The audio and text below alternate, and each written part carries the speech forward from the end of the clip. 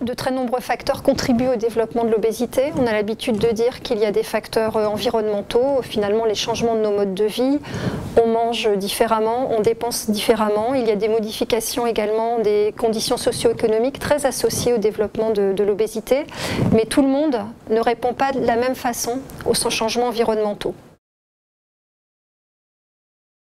Le microbiote, sont nos compagnons de vie. Le microbiote, en particulier intestinal, contribue à la fois à la synthèse de certaines vitamines, à l'utilisation d'aliments qu'on ne pourrait pas digérer sans ces bactéries intestinales, à également la maturation de notre système immunitaire et les réponses bien sûr aux infections. Ce microbiote évolue au cours du temps, très sensible à notre environnement, à la prise d'antibiotiques, aux aliments.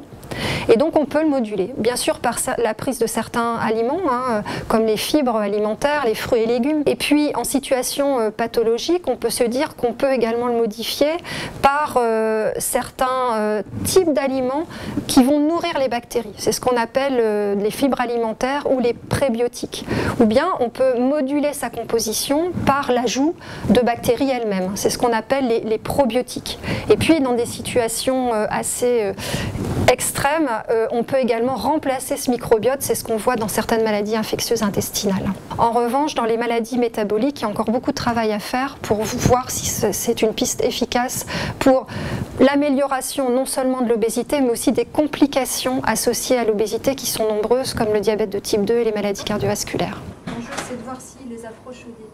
Parmi les programmes phares qui sont développés dans l'Institut de cardiométabolisme et nutrition, il y a l'étude du microbiote intestinal sur des aspects fondamentaux, mais également cliniques. Est-ce que dans le futur, on pourra améliorer la santé cardiométabolique par les modifications de la flore intestinale ?